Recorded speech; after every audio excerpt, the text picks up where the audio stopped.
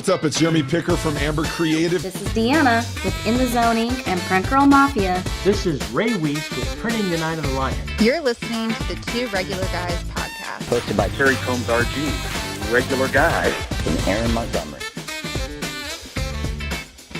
The place to be for industry news. The best dad jokes on earth, along with relevant topics to apparel decorators. Fashion to the people.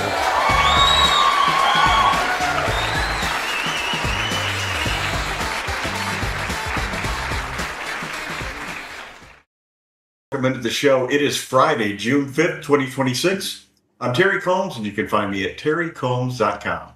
And I'm Aaron Montgomery with Super Gamut and our Success Group. And Terry, this week we're going to be talking with Dave Connor with Stahl's Fulfill Engine and discussing all things print on demand. I actually got to see Dave face to face out at the Kornit Connections event, and we had an awesome discussion over a couple of adult beverages.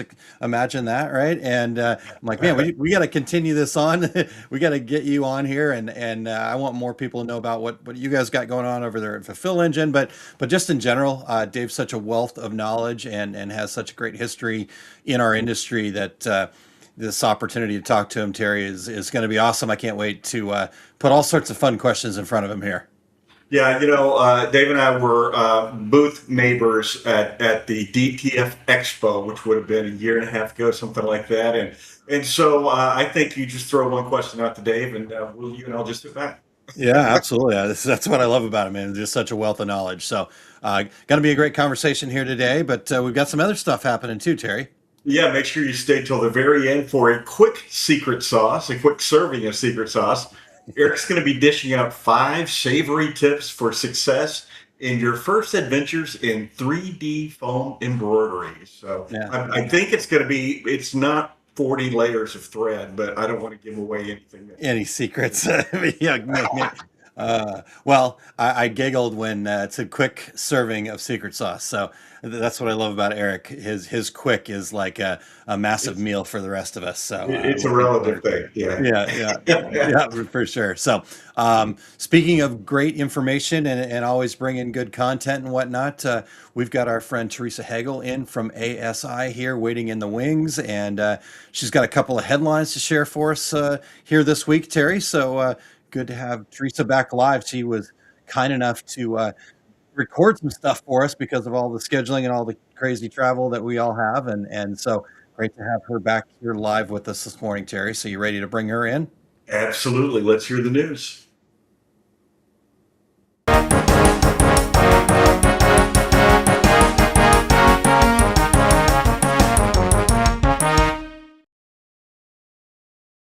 Hi, everyone. It is great to be back live with you guys.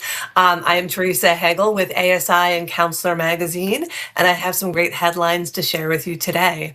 First up, Starline names 20-year company veteran Brian DeBottis as Chief Revenue Officer. DeBottis has risen through the ranks over his career at Counselor Top 40 supplier Starline, most recently serving as Vice President of Strategic Accounts. He succeeds longtime executive Brian Porter. Mason Lapsker, CEO of Starline, said that promoting from within is a core value for us, and Brian is the perfect example of why. Next up, I wanted to share a little bit more about ASI's 2026 ad impressions study. We recently released research on the international market. This is the third and final installment in a research series that examined promotional products across Europe, as well as the US, Canada, and Mexico. According to the research, promotional products earned the highest consumer approval ratings of any advertising medium studied, outperforming internet, TV, social media, and mobile. The most desired promotional products varied somewhat by region, but t-shirts, as you guys might expect, remain the top choice overall. Mobile power banks, notebooks, and food gifts also ranked among Europe's most sought-after items, while drinkware appeared in the top 5 in only 4 of 21 countries. So this type of country-by-country data can help distributors tailor their recommendations for international campaigns. So I would encourage you guys to head over to ASI Central to check out all of the ad impressions research. We have it for the US, for Canada, Mexico, and a bunch of countries in Europe. It's really, valuable information for sure. And then finally, this one I thought was kind of a fun little story. Vantage Apparel launches a line of custom USA made woven throw blankets. The Counselor Top 40 supplier has added the products as part of its print on demand lineup. So it's kind of appropriate for today's discussion on print on demand. But these blankets are made in the USA from 100% cotton. They use jacquard weaving to create softer, high end textured imagery instead of traditional printing. The product taps into strong demand for promotional blankets, which ASI research shows drive high usage, brand impressions, and customer affinity. Thank you guys so much. That's all the news I have for you today.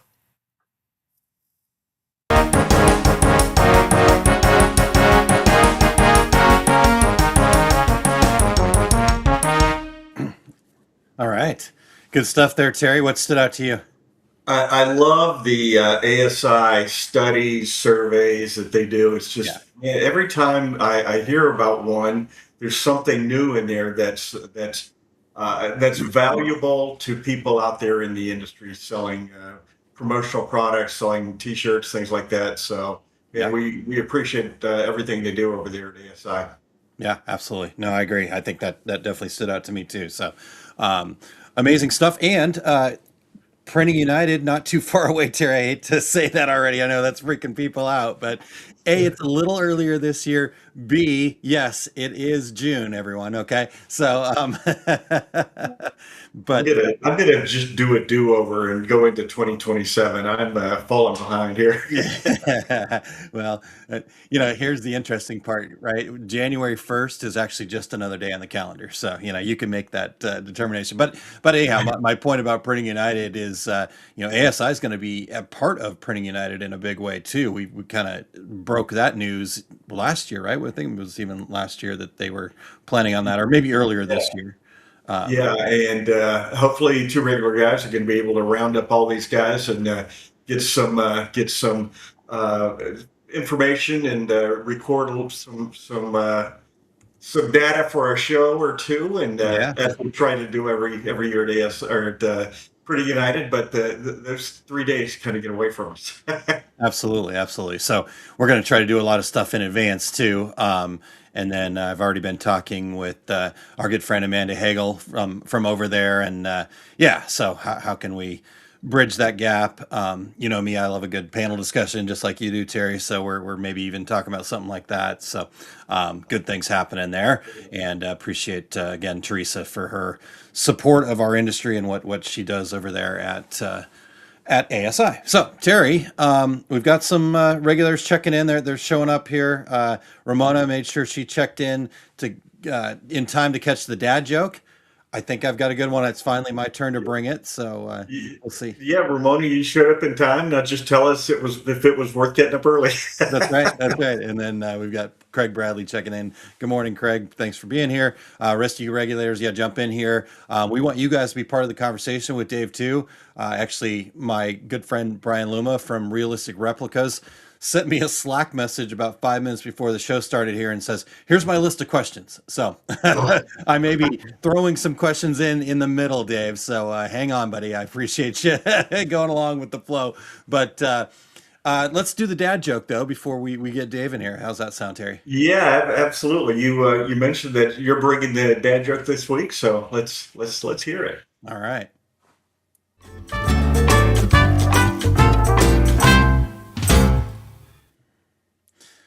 All right, Terry. Well, I've been traveling a lot, right? And I got home from all these travels and I could not believe it. Blew me away. Somebody came into my house and stole all of my fruit. Oh no, Aaron. Yeah, I am peachless. Okay, Ramona, what do you think? There's a lot of this, a lot of, yeah. And that is a dad joke, everybody. So just FYI. Hear it for what it is. That's right. All right, before we dive in, we want to thank everybody for checking out the Two Regular Guys podcast. We still need your voices. We would love to have more regulators participate in the show intros. Go to osg.link/intro.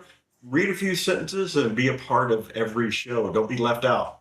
We are always looking for new guests, so if you or anyone you know would like to join us, Go to calendly.com/2, the number 2, regular guys to book a future episode, or email us at info@tworegularguys.com with your show ideas.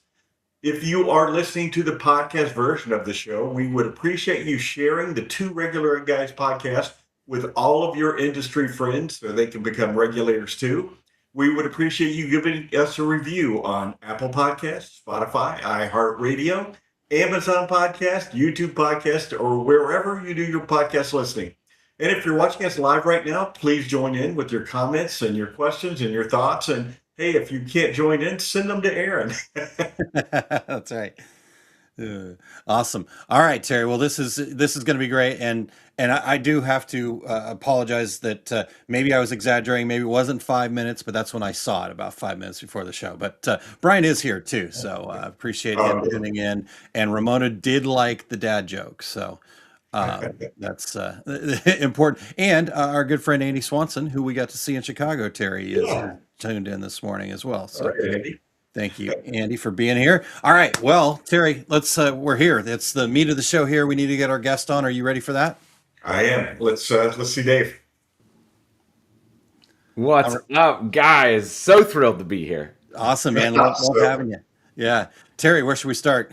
Well, let's start here. Dave, you probably know we stopped doing the curated bios years ago. We like to learn about the people from the horse's mouth, so to speak. So tell us about you and your journey in the industry, where you are today. Absolutely. Yeah. Number one, love dad jokes. So that was perfect. A+. Aaron, you get high regards from my end with the pom-poms ready to go.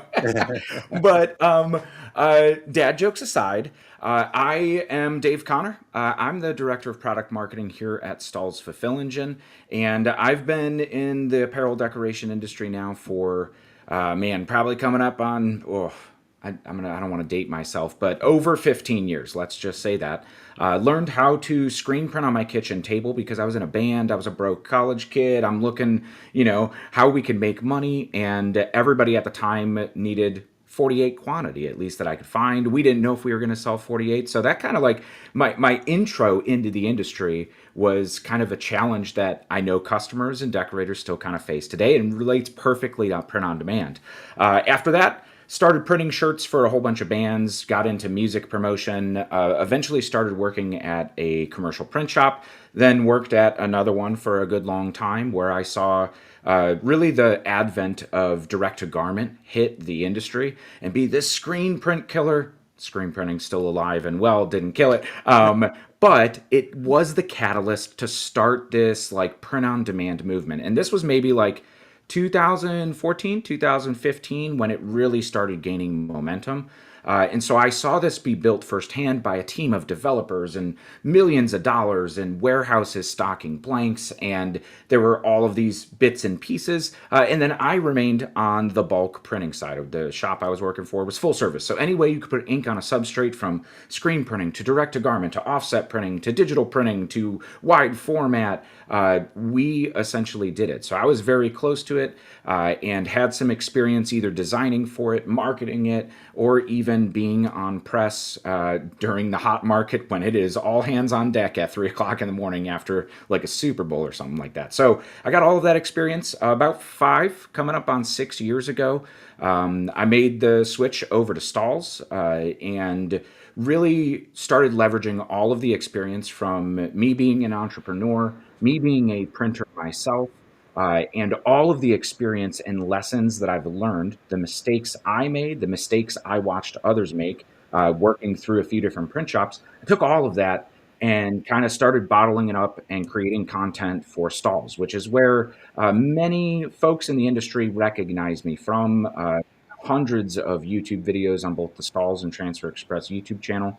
And then that was awesome. Loved it. I've taught at impression shows and ASI shows, and I'm actually really looking forward to the ASI show coming up here in Chicago in is just over a month now. So definitely coming up. But traveling to all these shows, talking to decorators, and one thing that Stahl's has always been really rooted in, that which I've admired long before I became an employee, is their dedication to actually helping people grow and succeed their business. It's so refreshing to see in this industry, or in any industry, where people are like, just buy our products. Like to create content that doesn't even have a focus on any heat transfer products or even like equipment, but just business advice truly set out to help people is just awesome. So I fell right into where I wanted to be and what I fully believed in. And then a couple years ago, this little company started up. They were the fastest growing company in South Carolina for a couple years running, called Stahl's Fulfill Engine, or called Fulfill Engine at the time. Spoiler alert, a couple of years ago, Stahl's did acquire Fulfill Engine and bring it into the portfolio of brands that are Stahl's brands, from, the Hottronics, we know Transfer Express, Stahl's, and then some worldwide kind of affiliations and locations as well. So it was just a perfect scenario of all of my experience, especially seeing print on demand long ago, to how far it's come now. The first time I heard about Fulfill Engine and started talking with the founder, Jason Tompkins, he's like, how do you know so much about what the software does? And I'm like, I watched a team hack this together. Now, granted, they made great product that worked, but it was made for a specific use, right? And it wasn't nearly as robust. Fulfill Engine was everything they ever wanted it to be. If it was around 10 years ago, they would have never spent that time developing an in-house solution. So it just perfectly fit all of my experience. My love, number one, of being creative. I think that's the coolest thing that we humans could do on this planet. Yeah. And then the second thing is help people. So I get to do both of those every single day, which makes me excited to wake up, to come to work in the morning, excited to travel to trade shows, excited to be on podcasts just like this, and of course be excited to truly make a difference in an entrepreneur or somebody who's creative, or somebody who's looking to start their own business, somebody who's just looking to make some extra cash on the side, whatever it may be. I want to fully empower them to have all of the tools at their disposal. And if I could stop them from making one mistake that I've made over the past 16, 17, 18 years, it's a win-win. So absolutely. That's there you go. Well, Dave, this is I love the fact that Stahl's has so many people on staff whose sole purpose is to say, here's how you do this, and here's how you do this better, and here's a new idea. But I do have to say, for any screen printers that are on this show, our notes should just autofill, I was in a band. So it's so true. Terry, you and I are like the outliers, I think. I know. To be honest with you, we yeah. All right. So, Dave, we're talking about print on demand, right? And so I guess let's just start by defining that, right? What does print on demand actually mean, especially as it relates to the apparel decorators that are tuned in, our regulators here, and I guess tell us why we should be paying attention to this as a movement, so to speak, in our industry. Absolutely. Yeah. Print on demand by itself, I know typically is that's the onesie twosies, right?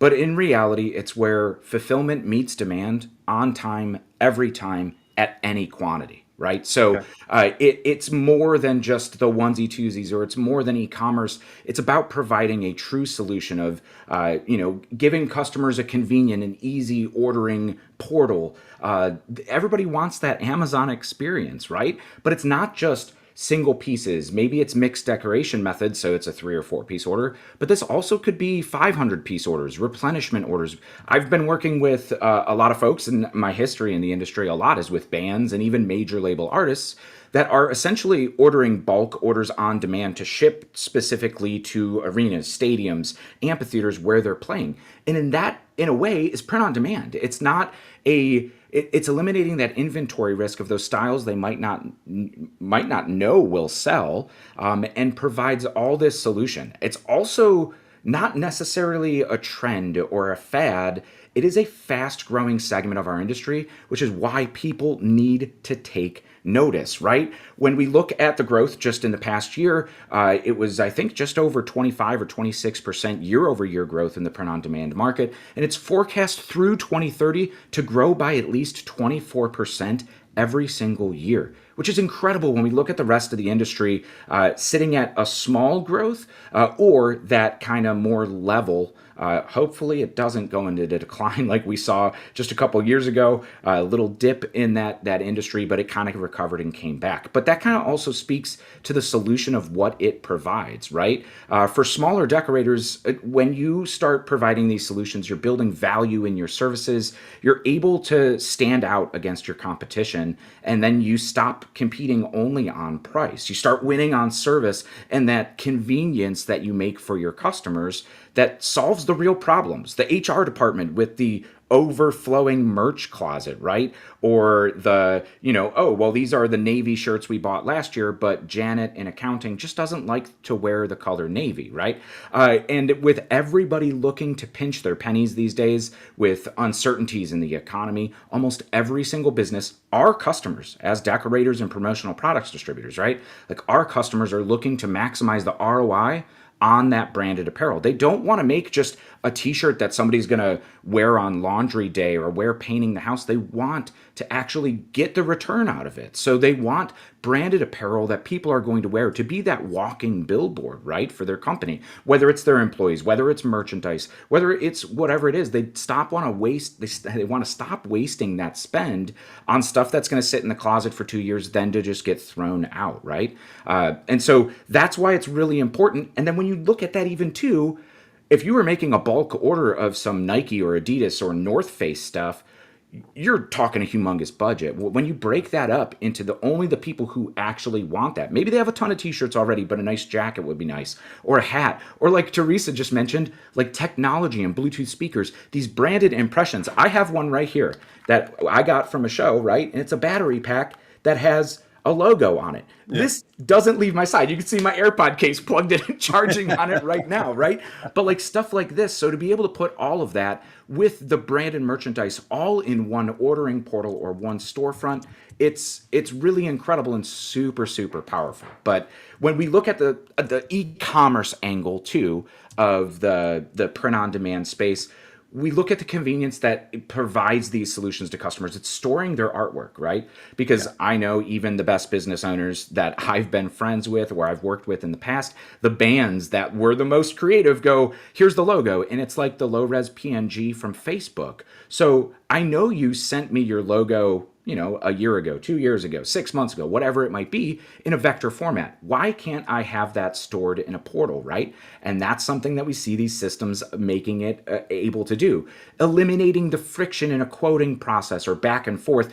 I'm sure you guys know, and you've been in this scenario too, where somebody hits you up and goes, hey, I really need this, right? I need this by this date, and I dropped the ball. We need to order this, or we need this customization and all this complexity of orders. We need some embroidered hats and t-shirts. So like being able to just order that all in one go and know you're going to have a quick turn on it anytime is super, super powerful, especially even when you look at removing that inventory risk that we were talking about. You're not having to make a big bulk run, or like I was way, way, way back in the day, just didn't have money for it. I wanted it, but if I could have ordered just one, you betcha I would have ordered one, and then I would have worn it or sold it and bought another one, and then bought another one and bought another one, right? So the main thing here, when we talk about print on demand too, and I'm talking about these smaller quantities, is I want to reiterate that print on demand is not replacing bulk process for decorators, right? Bulk is always going to be there. The school that wants to stock a fanware store still is going to have events, homecoming. They're going to have senior days. They're going to have field trips. They're going to have all of these events and concerts and theater productions that are going to require bulk runs. It's always going to be there. But everybody listening, I'm sure, has been asked by a customer a time or two, hey, do you do online stores? And I worked at a shop, this was 2016, 2017, right? Like I worked at a shop that we would say, no, if you don't have the sizing breakdown, you don't have a minimum quantity of 24 pieces, and you don't have print ready art, hit the road, Jack. That's not what we do. We saw those customers want a single ordering, they wanted a single vendor. They didn't want to bounce around to different people. So what did they do? They went on Google, which is very easy to do these days, even with ChatGPT or any of these AI programs. You just ask, hey, how could I set up an online store? They're going to find a way to be able to do it. And that bulk order they've been sending you for the past 6 years might not come next year. because they found a provider that's going to make it easier and convenient for them to transact with. So this is not replacing your bulk. This is this net new revenue opportunity that's going to empower you to scale your business, to offer new services, and even say, when we look at decorators just like me, I screen print, I have a heat press that I use all the time. I would love an embroidery machine, but realistically, does that fit into my investment budget or profile right now? No. But with a connected print-on-demand solution, now I'm able to go out and sell embroidery confidently, know that it's going to be turned in 5 business days and on its way to the customer. And then if I build enough volume and it makes sense to even adopt it in-house, then absolutely I can. But it's reduced the risk of going and investing $10,000, $15,000, $20,000, $30,000 in an embroidery machine. I love those Melco summits, but no affiliation. They're just the scale. I saw some stuff they had just at FESPA a couple weeks ago. That was like, wow, that's the future, right? But we'll talk about it more when we talk about automation and even eliminating steps. But it's all that stuff that kind of really excites me now at this point. But print on demand allows you to go after new revenue. It allows you to chase the orders, the technology products, even the UV printing, the laser engraving. I'd love a laser engraver. My wife would probably hate me if I ever brought one into my house or my shop here. Like, that would be insane. But it allows you to take advantage of those decoration methods maybe that you didn't, and it allows you to really truly build volume in sales. And then if you choose to invest, you totally can. Yeah. Okay. Well, first of all, it's always Janet in accounting. Janet. But so let's talk about those bulk decorators, and that was me in the past as well, just like yourself. From a production standpoint, what are some of the big mistakes those shops make when they try to compete in the one-off or the short-run marketplace? Yeah, such a great question, Terry, because I've heard it time and time again when I talk to decorators. They try to push smaller orders or orders with customization, personalization, maybe complexity of mixed decoration methods for, you got an embroidered hat, you got a printed t-shirt, let's just say, right? Doesn't matter the decoration method, but because in reality, the customer doesn't care about the decoration method most of the time. But you have all of this complexity, and then you try to run it through the order, or you try to run the order through your shop like a bulk order. But the one thing, the biggest mistake, is not accounting for every touch point you make on an order. And this is something that was kind of eye-opening for me and for anybody listening. I've said, and maybe you guys might have seen some of my classes before, where I go, who knows the administration cost for you to just process an order through your shop, right?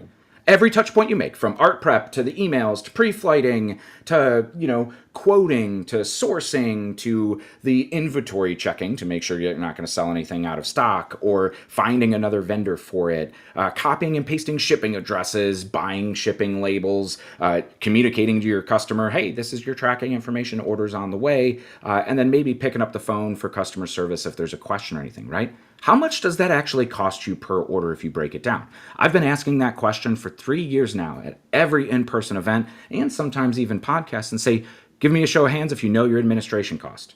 I think in 3 years, 4 or 5 people confidently raise their hand, and that scares me a little bit, right? Because when we look at these bulk orders, it's easy to go, I know the cost of goods, of what it's going to take me to produce this. What do my materials cost? What does the blank cost? And maybe you factor in a little bit of your time for production, right? But not many people are factoring in this administration cost. And that's where this myth of unprofitable or chaotic, unmanageable print on demand comes from, is that it's just not the right workflow. You have all of these touch points that could be easily automated throughout the process, or even automatically sent to an outsourced partner, so that you could focus on the bulk work and what you've already invested in, what your equipment already serves its purpose for you and your shop. Continue running that. But then this is an automated arm to outsource it, so now you're not spending that time coordinating with a vendor or logging things in a spreadsheet or whatever it may be that's going to take that time. You're automating these little tiny steps. And I think that's the biggest win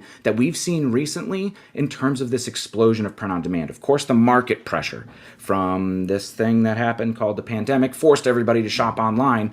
But as much as I love in person, I'm a people person, so I love being in person, right? A lot of times it's just more convenient to shop online. It's always open. I'm a night owl. At 2 a.m. in the morning, I can't go and buy a t-shirt, or I can't go and shop for a new, battery bank unless I got a 24-hour store around here, right? But I could shop online anytime. So it's really cool to be able to offer that stuff. But when we look at, the automation aspect, which is the most important thing that allows you to recoup and save so much on that admin cost. And if you are out there and you're like, I don't know what my admin cost is, run a quick study. It's going to empower you to be so much more powerful and profitable. Knowledge is power, right? And knowing right off the bat is something that's going to help you, But without the automation, number one, you can't scale a merchandise program. If you are the integration that's connecting all these pieces, time is fine.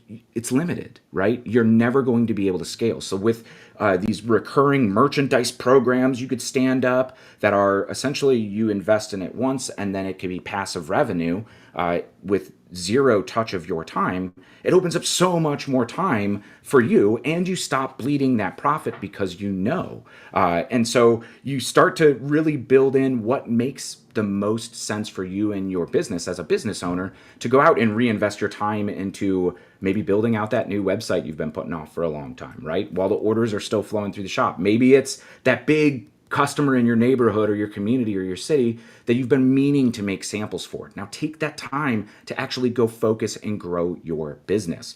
But you need the system in there because bulk efficiency comes from that repetition, right?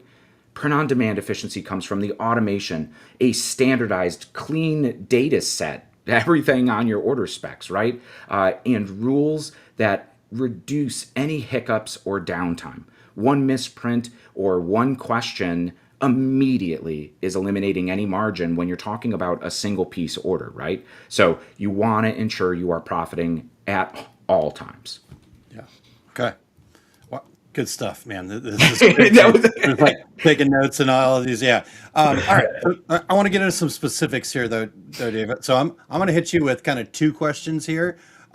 First off, what kinds of customers or markets do we think are maybe best suited? I'm sure there's a wide array, but if you had to pick some. And then I also want to throw one of Brian's questions at you from Realistic Replicas.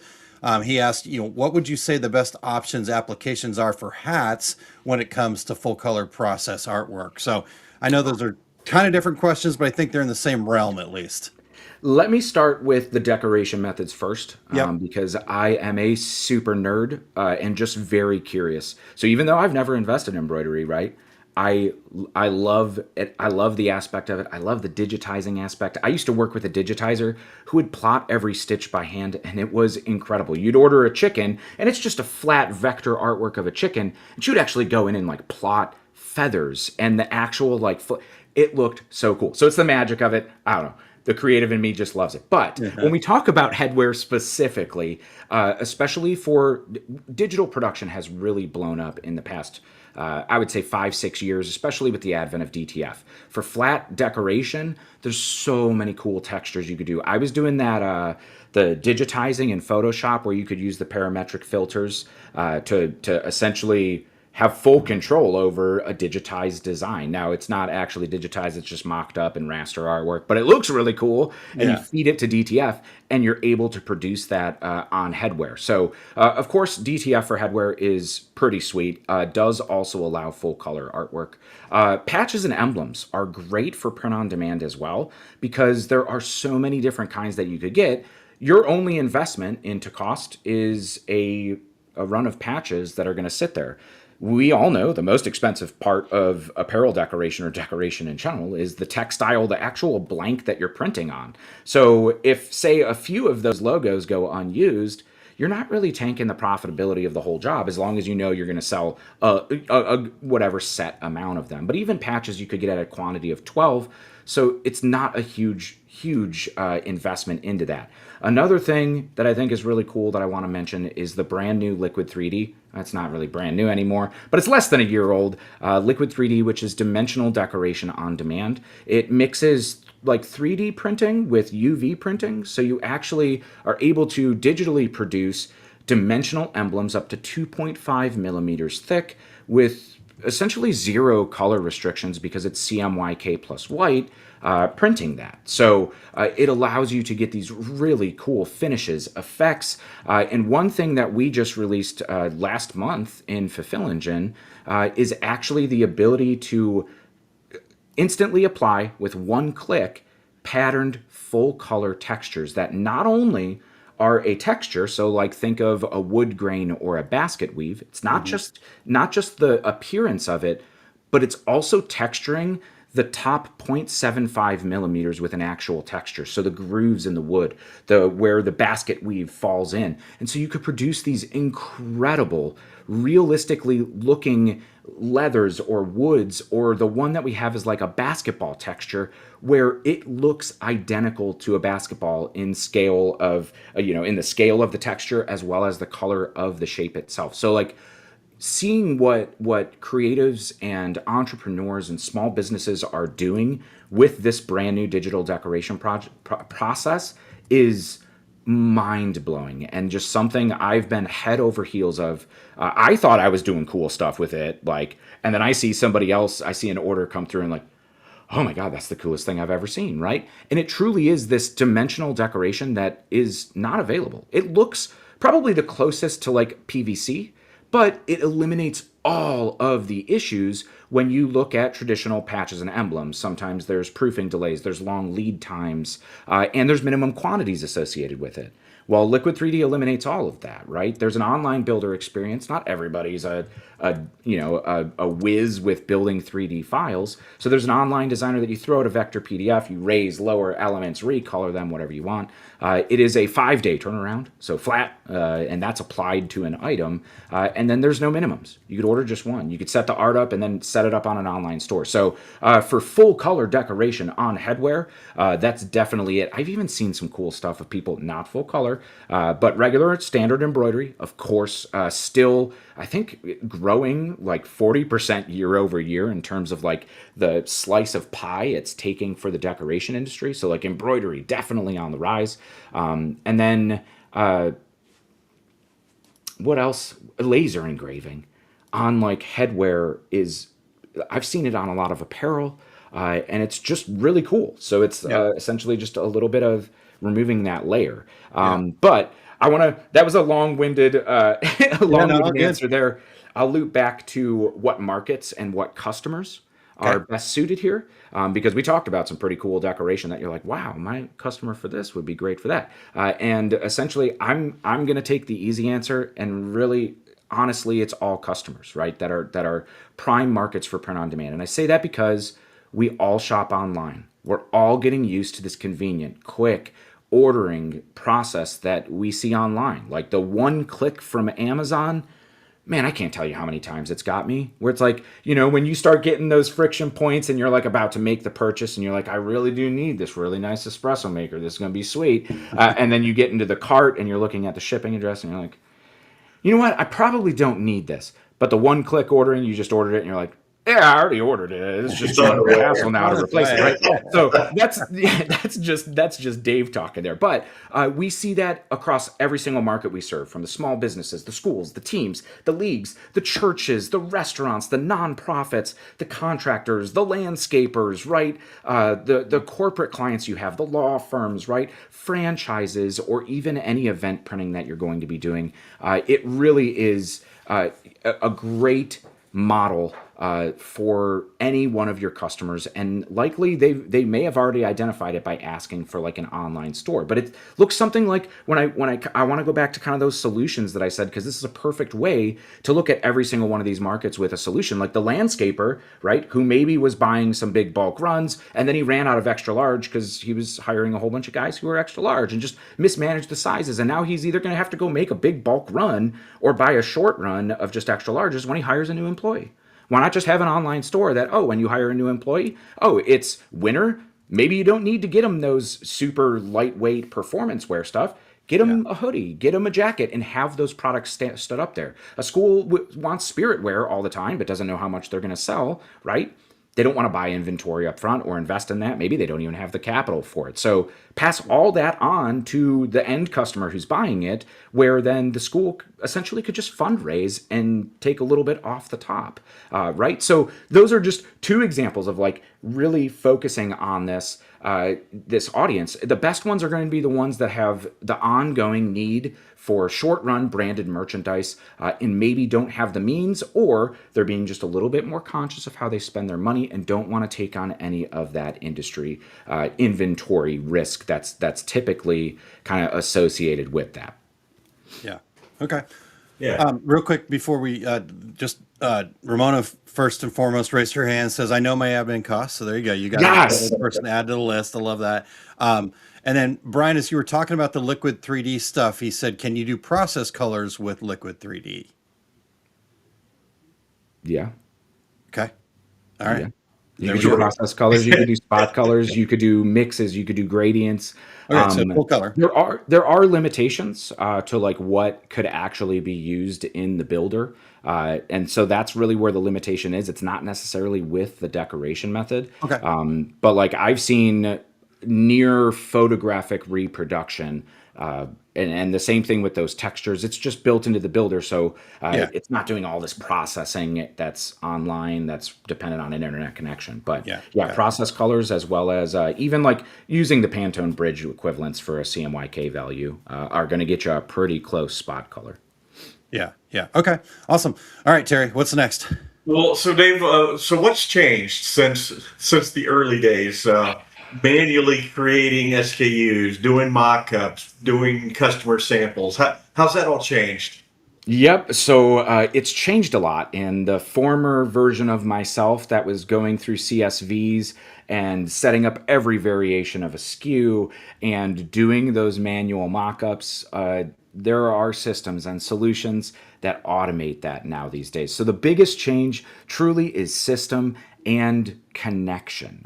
So it's great to have systems, but if they can't talk to each other, it's not going to be beneficial for you. Again, putting you at the center of being the integration, which is not scalable. So no longer do you have to manually set up every product option or every production file.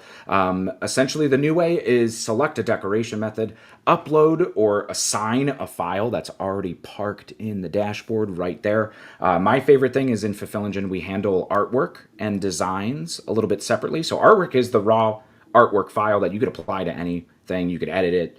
Design is the artwork file with print placement location, decoration method already spec to it, and print size. So it makes all of these easy all those steps that you used to have to do, all standardized to one piece of artwork. So that's awesome, right? You get a pixel perfect mockup when you give it a print file.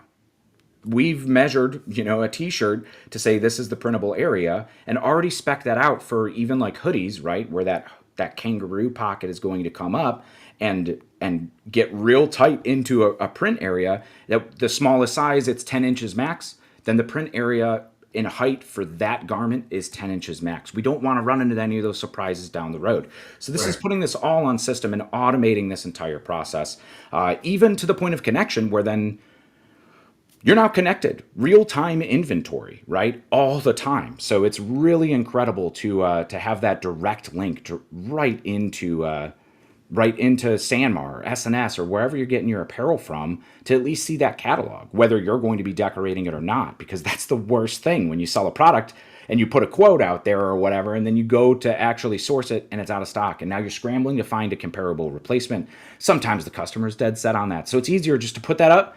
Hey, if you want to order a hoodie, let me find another one because the size extra large and purple is out of stock or whatever it might be, right? So it makes it incredible to be able to do that.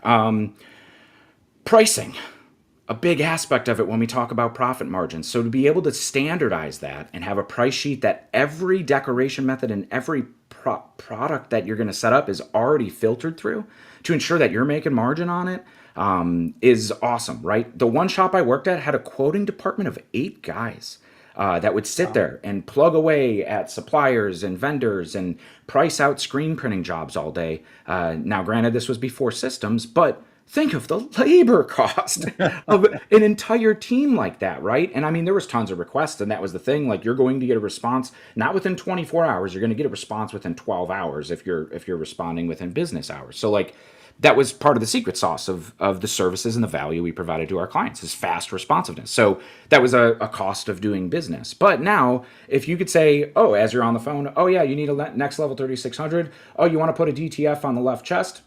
Let's just say what I'm wearing. Okay, cool.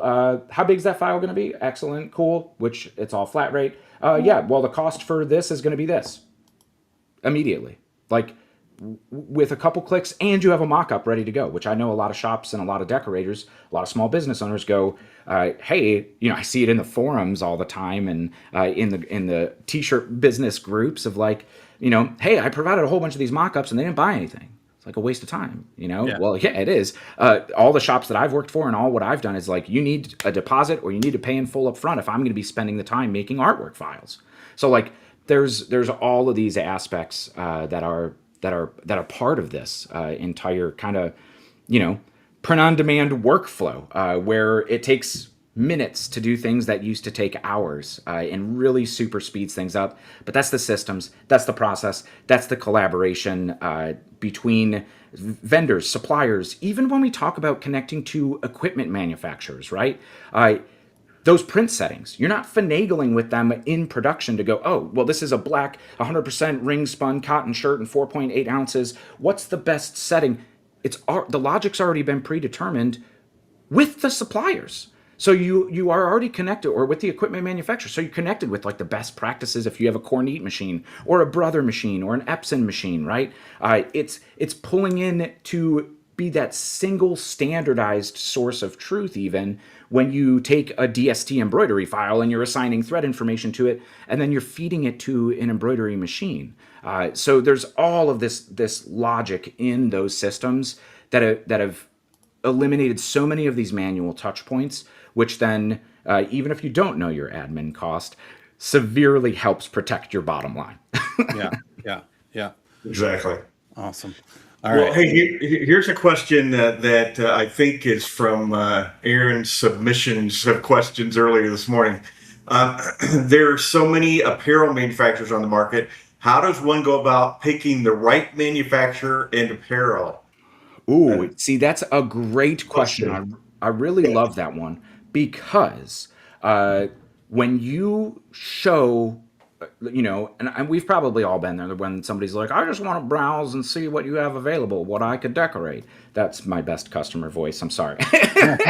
But, we've heard those questions, and you're like, hey, cool, here's the Sanmar catalog. And they go, oh, whoa, that's a lot of products, right? So curating specific brands does depend on the customer, their budget. I always love to do a good, better, best option. But like in Fulfill Engine, we have a solution built in of what we call product groupings. So you could go in and hand select apparel options and essentially just add them to a group, which limits the catalog for what your customers are able to purchase, see, or buy when they go browse for apparel. So it's, hey, here's a good t-shirt. Maybe it's I love the Port & Company PC450, that fan favorite.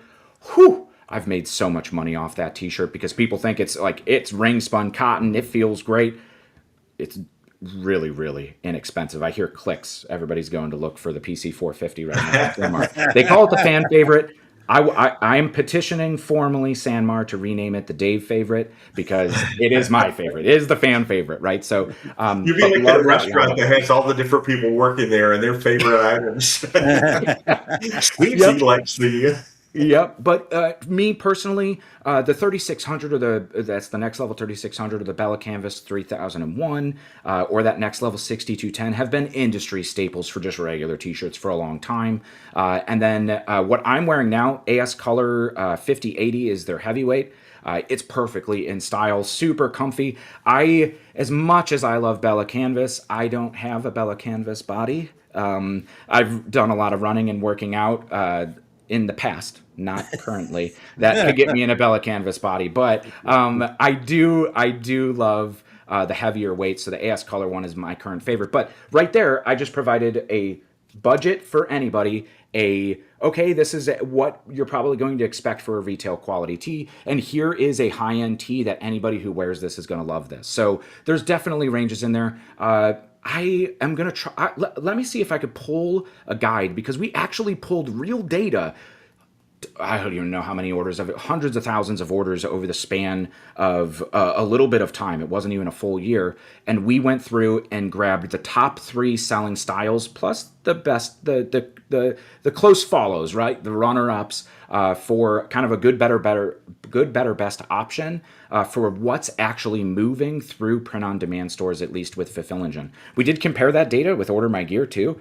And there were striking similarities of like what's the champion top of the industry. Gildan 5000, I think, was the top selling tee. But I mean, a Gildan 5000 is a little bit more cost effective than, say, a PC 450, not by much. And you know, it's kind of in that same range. So I'm sure they kind of both fit somewhere on that list. While it's the fan favorite, is still also the secret of the industry. So I'll let you guys in on a hot tip there. That 450 is a good one. Here's the one. Awesome. Dave, this has been fantastic here. Really enjoyed all this, learned so much. We could do this all day, I know for sure. But we're running out of time here. So tell us a little bit about Fulfill Engine. I know we've touched on some stuff, but tell us, kind of give us the quick pitch on what it is, how our listeners that want more information can connect with you as well is also important for us here. Absolutely. Yeah, Fulfill Engine is an all-in-one platform that connects every single facet of everything we've talked about today. So it is an all-in-one print-on-demand solution built for decorators, promotional products distributors, team dealers, regardless of scale or scope of your business. We have different accounts with different kind of feature sets for any level of business. So you could get started unlimited online stores with outsourced production that once you set a product up, it's zero touch for literally no monthly cost. You're only paying for decoration when you need it. And if you're upcharging to your customers, you're only making money. There is zero risk involved. Our middle tier is really built for sellers that are looking for more account controls. The pricing sheets that I had mentioned, where you could set up customizable price sheets on different tiers and filter orders through, or send quotes to your customer that when you email them a quote and they go, hey, we just actually need to add 2 navy shirts in extra large, and we need, I want one of this in white. They could actually just click the quote and edit it. And then as soon as they say, all right, here's my payment information, and check out in that email, it automatically goes to production and it's out of your hands. So those are our 2 seller plans. Definitely our Seller Pro option is the most popular. It starts at just $50 a month. So that's unlimited stores, unlimited customer accounts for the price of essentially 1 monthly fee for a Shopify store. So it is built with profit in mind. And then of course we have a decorator module, which is based on this single source of truth. And that's the beauty of Fulfill Engine, that even through our decorator network, the quality concerns, because we've all been there, right? Outsourcing anything, my customer's going to see the quality before I do. And that scares me, still scares me to this day, right? But when you have a single source of information and a single system that's driving everything, the mock-up that you create, that you see when you're setting the product up, is the same thing that the customer sees. That is the exact same thing that a press operator, regardless of what facility, sees on screen and matches. So it is a single source of truth. All of the garment information, the print details, in printing method, locations are all standardized. So our decorator plan actually allows you to bring that system in-house, and that gives you a full scan to print workflow, the automated sourcing connected to your supplier accounts. So it's connected to your Sanmar account or your SNS account, or your Lane 7 account or your AS, whatever, apparels suppliers that you want to bring that are already integrated with us. Great. You don't have to use our web stores. So if you're already using Chipley or Order My Gear, or even Shopify, right? You could easily connect the back-end fulfillment to that, so that you could continue selling how you are. You continue decorating how you are in-house, but you could add on this zero risk, zero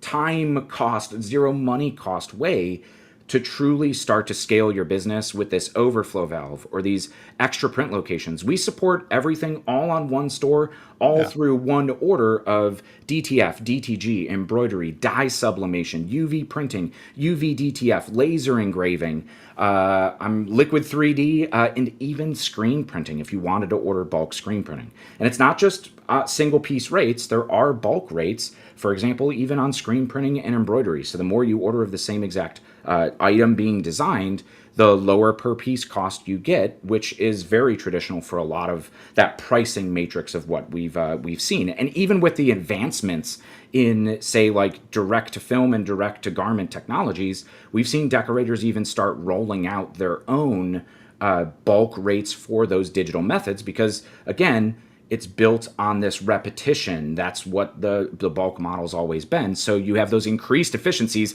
when everything is automated, but now it's just the same job on press. So if you want to learn more about Fulfill Engine, you could get a free discovery call. The best way is to actually jump on one of those calls or book a call on our Getting Started page because we want to ask about your business. We want to see if this is going to be the solution that you've been looking for or, kind of maybe better explain for your specific scenario of how this could help your business grow, help you be more successful, maybe prevent some gray hairs that I know some frustration with decoration methods or order deadlines has caused me. That's why I have to shave my beard because they all wanted to grow there. I hear you. Fulfillengine.com is the place to go. Again, that starter plan completely free. So Awesome. Yeah, really, really awesome and really valuable to decorators of any size, small businesses, whether you are decorating in-house or maybe you're already set up on a distributor-like model. Yeah, I love it. I love it. I actually, before we got started here, I actually went and signed up on the free one just to check it out. So you'll see the form there when you get done. Excellent. All right. Hey, you guys go out and do that. Fulfillengine.com. This has been great. And I've got a few more questions from Brian, so I'm going to email both of you guys here after the show as well. Dave, does that sound good? Let's do it. Yeah, that's perfect. I love it. I love it. Terry, this has been a great conversation. Any last things for Dave before we let him get out here? No, this is awesome, and Dave, we will see you down the road at the on the old trade show circuit. Absolutely, yeah. ASI, Printing United, I think Impression Show. I'm scheduled to be on the docket, so I will definitely be seeing you guys there. We'll see you there, brother. All right, man. Dave, great to see you. Have a great rest of your weekend. Thank you. You too, guys. Thanks for having me. Yeah. Awesome. It's awesome, man. I just like so much stuff, writing and trying to keep notes and all that stuff. So I really enjoyed talking to Dave there, Terry. And we didn't get to all of our questions, so Dave, plan to come back. Yeah, absolutely, absolutely. And then Super Gamut says, we're glad the painting is still hanging on with you there, Terry. The painting behind you. Yes, Rob and I had a long conversation about that painting, Fire at the Angle, Gettysburg. This could be the last time you guys see that green wall for a bit, huh? Or well, maybe. My next show, I'll be in an Airbnb, and before long, it'll be Studio RV. Studio RV. Terry on the road. I can't wait for that. All right. Well, speaking of Terry on the road, what is coming up for you, sir? Yes, my complete screen printing business course. Upcoming dates with Atlas Screen Supply in Chicago. Well, I will start with tomorrow. I'm leaving for the airport after the show. Then I'll be back there August 22nd and 23rd and November 7th and 8th. I'll be at the DAC show in Nashville, June 19th and 20th in the DTF Superstore booth. And watch for all my upcoming events at terrycombs.com. How about you, Aaron? Love it. Love it. Yeah. Speaking of Nashville there, yeah, I get to hang out with Terry again. I'm super looking forward to that. And that is coming up later this month. I've got 2 classes there, plus I get to facilitate another. And so the shows continue, and I love it. If you go to daxshow.com, Eric's got it down there in the bottom for us. But if you register and use the code SuperRob2026, you will get a $30 education credit. They call it Dax Bucks there. And free entry into the show floor. So those are not the same as Super Bucks, right? Not the same as Super Bucks. Yeah, these are Dax Bucks. It just they're coming. I feel it. Yeah. not too far off, Terry. I'm sure of it. Actually, now that we talk about it. So for me, the classes are on Friday, June 19th at 10:30 a.m. The class is called "The Myth of Everyone is My Customer." It's my creative name, basically talking about niche marketing, Terry. The thing that we love to talk about. I bring in Brett Bowden's story from back in 2018, if you remember that, and we just talk about why the uncommon mindset of the fact that we need a niche, like not everybody is your ideal customer. So we kind of break that myth, we dispel that myth, and then when we get people excited about, okay, I do need to focus on a niche, then we work together throughout the rest of the class to identify their ideal customer blueprint and put it all to work to attract more of the right business for them. So it's a great class, and I've been getting great feedback on it. And then right after that, I get like a 15-minute break. Sometimes I run to the restroom, and at noon, then we jump into Bye Bye Burnout. Again, another one of my think I'm funny creative class names, but the idea is that we identify what burnout is, what's causing it, and then work to remove it from our daily lives. So all of the people that have attended have said they've left with strategies and tools that help them tame the burnout, and they're removing overwhelm and just really curating sustainable habits that keep their creativity and business thriving. So I'd love to see you guys in each of those classes, and then we'll meet back up first thing in the morning, the next morning on Saturday, June 20th at 8:30 a.m. And we'll be talking DTF 101, from file to finished print, what actually matters. Terry, you actually got to sit in on that one in Chicago, and I think we do a pretty good job of breaking it all down, looking at the big picture. So it features Rob Super, the owner of Super Gamut, and then Sean Stewart, who's one of the main technical sales people there, or kind of our lead guy over there in that realm. And we break down the entirety of the DTF process and try to give people the real information about what separates a successful DTF operator from, right? Like we've all seen the Facebook groups that are just crowded with people that are one issue after the next and challenge after challenge. And it appears that they're all looking at the wrong parts of their process, right? So we try to break down what part of the process is actually costing you money that you might not even be thinking about. So, and that is a completely free event at 8:30 on Saturday morning. So that's DAX Nashville, Terry. And then anybody that's out there that's feeling a little stuck, feeling a little lost, feeling a little scattered, maybe second guessing what's going on in their business, I do a no charge clarity call with people. And really truly is no charge. There's no catch. There's no sales pitch. As Terry knows, I'm a terrible salesperson, so I don't even try anymore. My choice. I just love the opportunity to dig into what real clarity could look like, and see if there's any opportunities for me to guide you towards how you might really just get back to loving what you get to do. So if you'll go over to osg.link/builder, there's a little blue button at the top that says clarity call. Just click it, grab a time that works for you, and let's do it. So yeah. You mentioned Brett Bowden at Printed Threads in Fort Worth. So I want to autofill. I was in a band. I was in a band. There you go. You're right. Darn it. Yeah. I didn't even put two and two together. I love it. So Terry, would you share what Eric's got coming up before we get him in here for the secret sauce? Absolutely. Join Eric today for the Take Up Thread Break featuring Joe Kramer, the myth of the universal embroidery canvas. Dive into the raw physical science of why modern lightweight performance fabrics reject the embroidery needle, leading to the dreaded potato chip effect. That's a new one for me. I have to listen in. Yeah. What major brands are doing and how you can think differently. Jump in at 2:30 Mountain, 4:30 Eastern. Head over to ericcampbell.com and click the Take Up at the top to access this and all the episodes. And I think Eric probably has up on the screen that YouTube link. Yeah, absolutely. Check that out. I'm not sure, Terry. I feel like Eric's cheating here a little bit, because then he does these thread breaks and he doesn't put a number on it, so it always feels like he's catching up to us. How's this possible? 14 years on the air. How's he catching up? Yeah, exactly. Yeah, crazy. No, I love it. You guys definitely go check that out. It's always a great time, and with Joe over there. Joe's a great guy too, and him and Eric, man. they just play off of each other so well. They're both such smart dudes, and man, just you can learn a university level course in the span of an hour there, or hour plus, we'll call it, Eric, hour plus, right? All right. Well, speaking of tons of great information, we've got some 3D foam foundations we need to learn about here. Terry, you ready for that? All right, let's hear the secret sauce.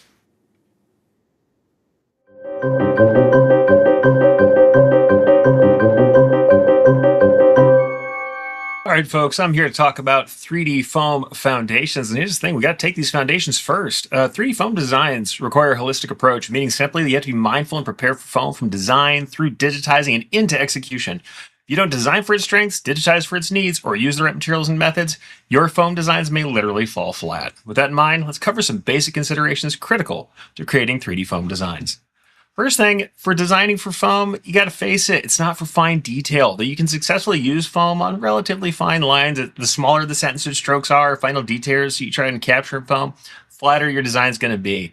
The biggest, boldest designs will consist of wide, unbroken satin stitch columns, hence why those classic varsity letter designs or other large letter designs are still king in the foam world. That said, we can combine and shift that layer of satin columns into complex designs, or use fills over foam, as long as you remember that the edge of the foam is going to need some special treatment. When for designing a foam, you just got to think about being bold. Next thing we have to deal with are digitizing basics. Not every design works for foam, and the primary considerations for foam digitizing consist of some structures and settings that create the cutting edge that perforates the foam. We have to digitize so that it can easily tear away while the top stitching maintains adequate coverage. It means we have to cap open column ends on satin stitches and use around twice the density that we would use for regular coverage. For flat embroidery, it's going to be twice that. So when using filled areas over foam, fill stitches, we won't need that immense density, but we'll have to consider that it has to have a border on it or some sort of undercutting at the edges with a high density column or structure. No matter what we see in the design, these edge elements need 1.5 to 2 points or 0.15 to 0.2 millimeter density in the stitching to cut cleanly. I like to start at about 1.8 points or 0.18 millimeters in density on any of my cutting edges. Next, we have to think about having materials made for the purpose. Not all foam produces the same results. High density embroidery specific foams make it possible to achieve that look with that high crown. They remain thicker after stitching and can have a slightly sharper edge to your columns, while softer foams compress more and result in designs that look more rounded or have a lower crown on satin stitch strokes. 3D foam comes in multiple colors and thicknesses. Some embroiderers are going to even stack foam to achieve thicker decorations. Testing a known good design that you know runs well with multiple thicknesses and types can let you build a material palette from which to select the best foam for your intended outcome. The ideal is to use just enough thickness to arrive at the dimension desired while matching the foam's color or tone as much to the top stitching as you can. Extremely tall foams can lean or shift during running, and for that, you might want to look at the ability to raise the presser foot as well if you're doing things that are incredibly thick. If you don't have that, though, do know that all the foam I've created in my career, I've done on machines that didn't have presser foot adjustment. You still can create successful foam designs with that.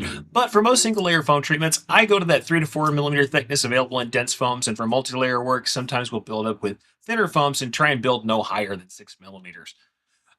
Next, we have to go to our execution on the machine. You have to have that execution correct for excellence. Foam requires special treatment to run its best. Operators can secure foam in a number of ways, either by taping a slightly oversized sheet of foam to the area, spraying a light coat of embroidery adhesive on the reverse of the foam, or using bands or elastic straps to hold it into place, especially for caps. Whatever you do, you just want to keep that foam secure. Some initial stitching in your design can also help tack the foam into place. Additional adjustments to the machine may help, but many achieve fine results without too much alteration. You can elect to reduce thread tensions if your initial set show too much compression. And while some swear by certain needle types, I use the proper needle for the underlying garment rather than switching needles for foam. My results just haven't differed as much because of needlepoint geometry, but the underlying fabric or garment structure is still going to interact with the needle as they always do and sensibly stitch better when the right needle is used. So for those who have the ability to adjust presser foot height, lifting the foot to level the foam surface can avoid some compression. But as I said earlier, I've done the largest part of my work on machines that don't do that, and we still get a pretty good crown, even if it's not the kind of extremely high crowns and stability that you get from machines where you can adjust that presser foot height. So even with less sophisticated setups, you can achieve really great looking foam. Lastly, let's finish strong. Foam always requires additional finishing after embroidery to look truly clean. Smooth foam designs will require additional tools and time. Though it feels like you should be able to stitch, rip away the excess, and pick or tweeze out some stuck bits and be done with it, there's more to get the cleanest results. For the smoothest designs, you need to bring the heat. Carefully apply low indirect heat to reduce the kind of fibers that are there after removal. It will not remove large chunks of foam that might be in the corner, but will reduce fuzziness, and the design will look tighter. Take care with light fabrics and threads, and with the type of thread used, polyester can melt, light colors can scorch if you apply the heat too long. The best tool to achieve this, in my experience, has been an adjustable heat gun, so you can adjust that heat down a bit and dial it just the amount that you need. To have people use lighters, have people use hotter heat guns, yes. Have I made the toasted marshmallow white hat? I have. So you can scorch, you can damage things. Go light, keep moving, and use indirect heat. But the thing is, manual intervention is a must, and all it means is occasionally you're going to have to poke in a small errant bit of foam under the stitches while you're tearing away the excess. Though you want something with a fine point, it needs to be a blunt instrument that won't damage thread. If you find a chunk sticking out consistently in one area of your design, however, consider using specialty stitches or talking to your digitizer and checking stitch angles to make sure there's not something that you could do to perforate that better or to hold back the foam with a special underlayment. Though often, just rubbing the design with a clean piece of stabilizer at the end after you use your heat or lightly scraping the back of your thumbnail over a column can help spread out thread if you just have a little bit of bunching where you're having some minor show through. The thing is, 3D foam doesn't have to frighten you if you start with those firm foundations and you end with that clean, careful finishing. And that's my secret sauce for today.